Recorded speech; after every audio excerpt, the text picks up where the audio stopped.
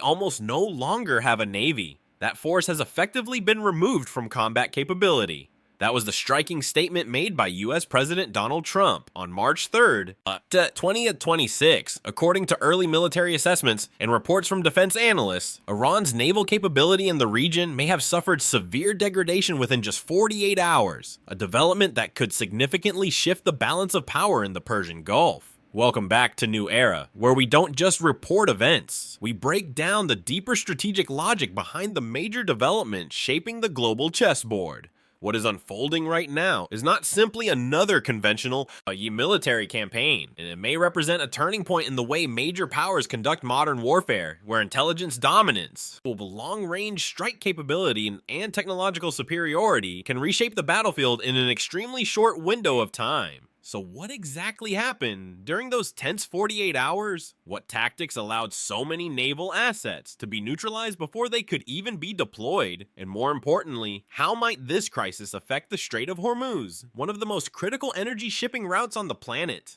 If you're interested in military analysis, geopolitics, and the strategic developments shaping our world, follow the channel so you don't miss the next analysis.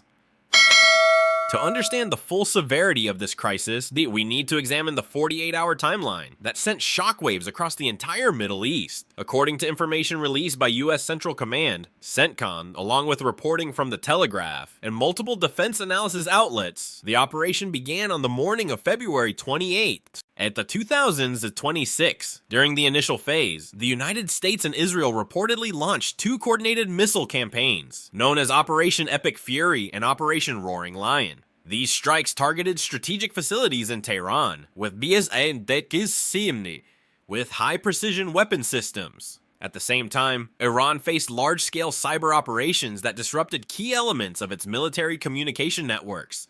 Over the next 48 hours, the confrontation escalated rapidly. Multiple long-range missile strikes were reportedly directed at critical Iranian naval infrastructure, damaging several vessels. Among the reported targets were IRIS Dena and the UAV carrier Shahid Bagheri, located at the major naval base in Bandar Abbas. Then on March 4th, 2026, new developments emerged from the Indian Ocean theater. Reports from The Guardian and the defense analysis outlet The Warzone described a possible undersea engagement. According to these sources, a U.S.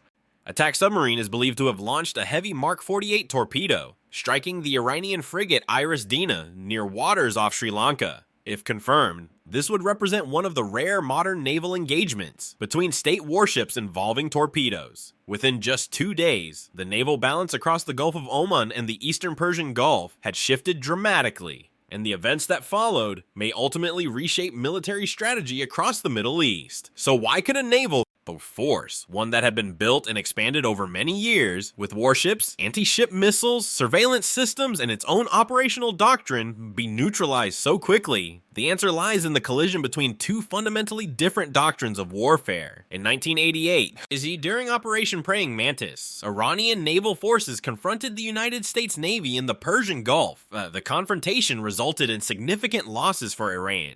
Following that event, Tehran gradually developed a new maritime strategy, an asymmetric naval doctrine. Instead of competing directly with large fleets, Iran focused on swarm tactics. The concept relies on hundreds of high-speed attack boats, small vessels armed with anti-ship missiles, coastal missile batteries, and increasingly unmanned aerial vehicles. These assets are designed to overwhelm larger naval forces through numbers, speed, and coordinated attacks. The strategy is particularly suited for the Strait of Hormuz, a narrow maritime choke point where large warships have limited maneuverability. However, in this crisis, the United States appears to have adopted a different operational approach. Instead of entering Iran's defensive perimeter, U.S. forces reportedly conducted long-range strike operations using Tomahawk cruise missiles with an operational range of roughly 1,600 kilometers. American surface vessels and submarines were able to strike targets without entering Iranian defensive zones. After the destruction of key naval infrastructure and defensive systems, F-35 stealth fighters were reportedly deployed to conduct precision follow-up strikes against remaining targets. In many military analyses, this confrontation is described as a clash between two generations of warfare, one side relying on numbers and geographic advantage in narrow waters, the other relying on intelligence dominance, long-range strike capability, and technological superiority. And when strike distances reach thousands of kilometers, many traditional defensive systems have little time to react. That helps explain why the naval balance at sea could shift so rapidly in just a matter of days. So what do you think? What factor ultimately determines the outcome of this confrontation? Is it the long-range strike technology of the United States, or Iran's asymmetric naval strategy combined with intelligence and cyber warfare? Capabilities that might.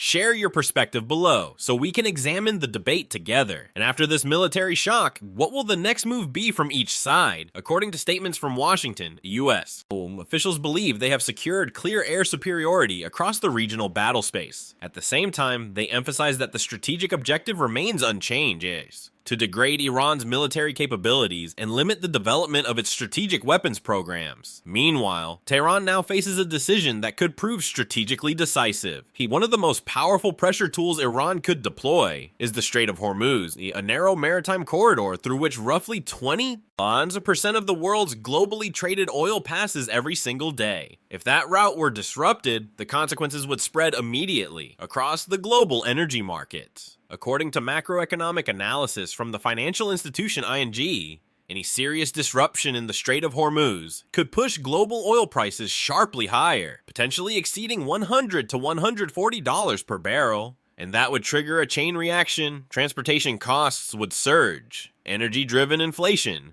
would accelerate.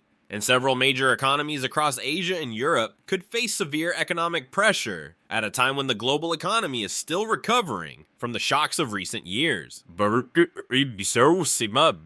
from another strategic perspective, such a move would carry enormous risks for Iran. Because when the country uses economic disruption as a weapon, it does not confront only the United States. It risks pushing the entire global system to turn against it. The harsh reality of modern conflict is that the most powerful weapon is not an aircraft carrier. It is information dominance, combined with long-range strike capability. In many analyses, Iran's strategic disadvantage began the moment US and intelligence reportedly knew exactly where key Iranian officials were gathering.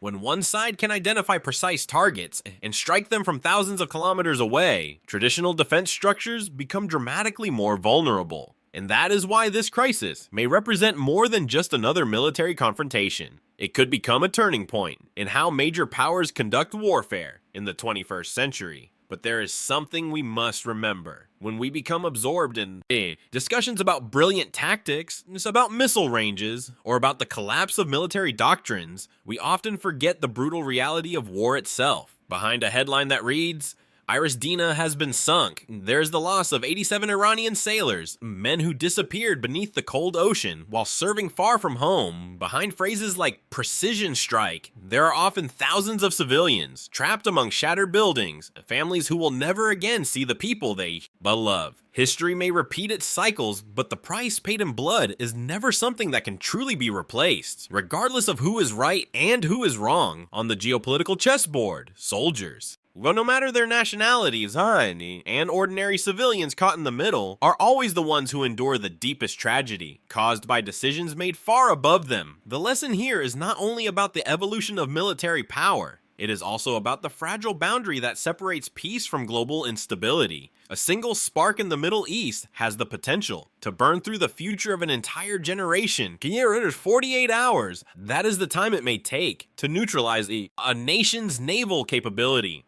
And it may also be enough time to begin reshaping the global balance of power. Will the United States escalate further and deploy ground forces? Could this confrontation expand into a broader international conflict? For now, the world can only watch and wait. And what do you think? How do you assess the strategy employed by the United States? And what do you believe the future holds for the Middle East in the coming months? Leave your perspective in the comments below, and let's continue the discussion together. If this analysis helped you better understand the situation, leave a like and share the video with your friends, so misinformation does not shape the conversation. subscribe, and activate notifications to stay updated as this conflict evolves hour by hour. Thank you for following New Era. We will continue to track and analyze the strategic developments shaping this rapidly changing world.